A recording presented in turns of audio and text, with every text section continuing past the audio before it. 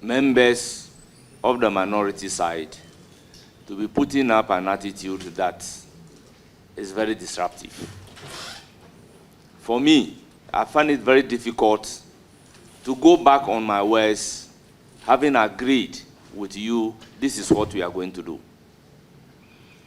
Now, the whole thing started this way. We'll program the vetting, we'll all agree on the numbers. Sometimes, on the day of the vetting, instruction will be given to the clerk that the minority will be engaged in doing one thing or the other. So instead of 9 o'clock, the vetting should rather start at 10. And when it happens that way, the entire program for that day is affected. Affected in the sense that what you have to do between 9 and 10, you will not be able to do it. So I just told the clerk that whatever we agreed upon, that is what we are going to do. So on that Thursday, we had programmed to start the first person at 9 o'clock. I came to office around 8:30, about 8:45. I received a call from the assistant clerk to the effect that he had received a call from Honorable Anodompre that there will be a caucus meeting of the minority. Therefore, instead of 9 o'clock, we should again start proceedings at 10 o'clock. For me, as a member of parliament, you may not have control over a caucus meeting. So when they are going to have a caucus meeting, I have no problem about it. So I have decided to walk to the chamber. Then on my way to the chamber, I met few MPs from the minority side and asked, I understand you are having a caucus meeting. Are you not attending the caucus meeting? Only for me to be told that there was no caucus meeting. So 10 o'clock, I have decided to start the vetting. And when they walk in after I have started, I told them in a plain language that I do not like the seat. We are all members of parliament. If you have a challenge of a caucus meeting, I would agree with you. But a situation where you do not have a caucus, but you deceive me in order to delay the proceedings of that day, to say that you have a caucus meeting, I won't take it kindly. And that is not the way we should be going. The response was that if they mean caucus meeting, it doesn't mean the entire minority caucus. As if I do not know the meaning placed on the caucus in our own standing orders.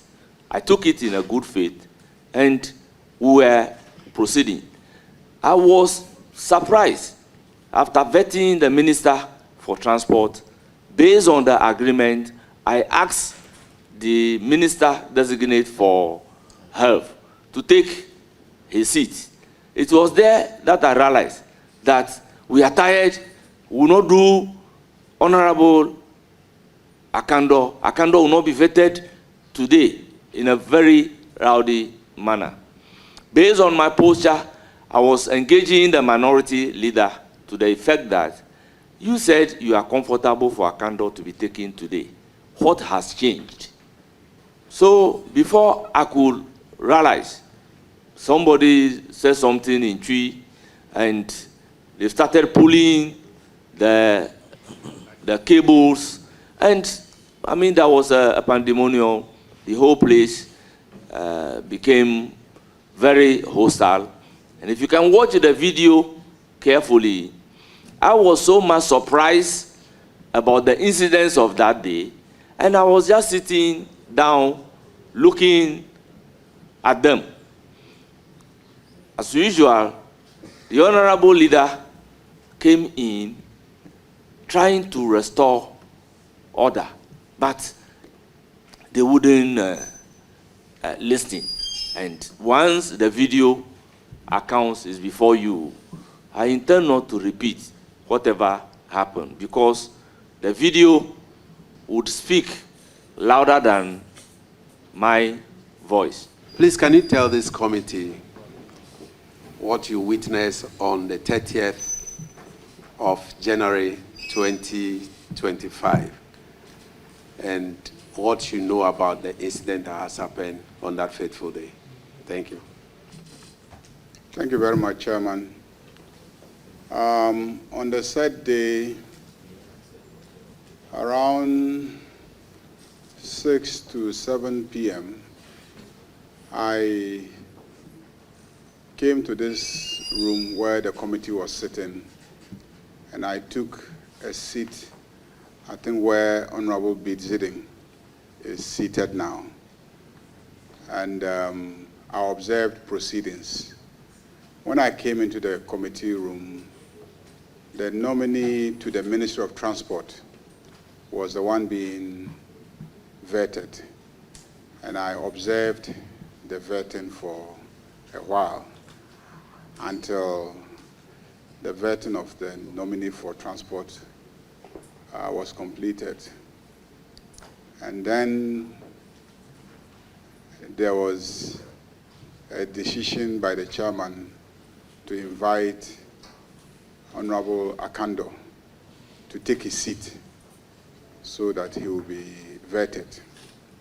That was when I noticed that there was some strong expression of disagreement by the minority side of the committee. But I remained seated for a while, and I was observing proceedings to see how the chairman of the committee was going to manage the situation. So I was seated there for a long time. I never got up, I never uttered a word. I just sat there and I was watching. On the minority side, they said that they had had some discussions, and the understanding was that they were supposed to vet 3 nominees, and then later on there was a plea to add a 4th nominee, and they agreed. After that, there was a plea to add a 5th nominee, and that was the nominee for the Minister of Transport. And then there was resistance that, according to them, Honorable Nitu tried to convince the side to accede to the plea by the majority side to add the nominee for the Ministry of Transport. And so ultimately they agreed. And that was the nomination that I came and met. But towards the end, they have seen that the majority side is parading 2 additional nominees. And those were Akando and then Honorable Ablakwa. Depending on where you were seated that evening, you will see different things. I was seated exactly where Honorable Bid-Ziding is seated. So I could only see directly opposite me a lot of what was happening on this side until I got up. I was seated for a very long time, to tell you the truth. I was just seated calmly throughout. And so I saw a bit of what was directly opposite me. On this side, I only saw Akando sitting here, and then he had a few people behind him. I think that the video depicts an aspect of what happened, depending on where the camera was positioned. As you can see them, they were positioned at different locations. Some were to the left, others to the right, and so those who were to the right were capturing. But when it got heated, some took their cameras and tried to capture it from a position that they thought could tell the story better.